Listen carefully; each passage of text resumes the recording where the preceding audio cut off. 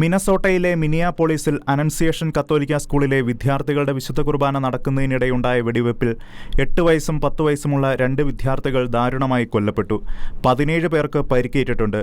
പിന്നീട് അക്രമി സ്വയം വെടിയുതിർക്കുകയും കൊല്ലപ്പെടുകയും ചെയ്തു.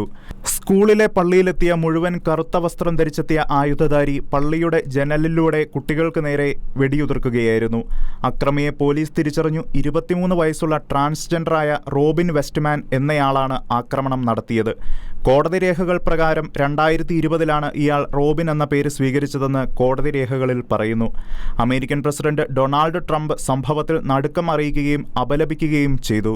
കുട്ടികൾ നിറഞ്ഞ പള്ളിയിലേക്ക് വെടിവെക്കുന്നത് ഷീർ ക്രുവൽറ്റിയാണെന്നും അതൊരു ഭീകരമായ ഭീരുത്വത്തിന്റെ ഉദാഹരണമാണെന്നും Minneapolis police chief Brian O'Hara വ്യക്തമാക്കി.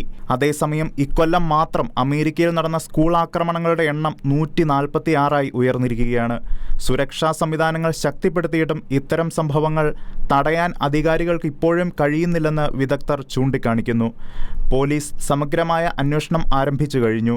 പ്രതി ഇന്റർനെറ്റിൽ പ്രസിദ്ധീകരിച്ച മാനിഫെസ്റ്റോയും മറ്റ് പശ്ചാത്തല വിവരങ്ങളും അന്വേഷണ സംഘം പരിശോധിച്ചു വരികയാണ്. International desk, Shekinah news.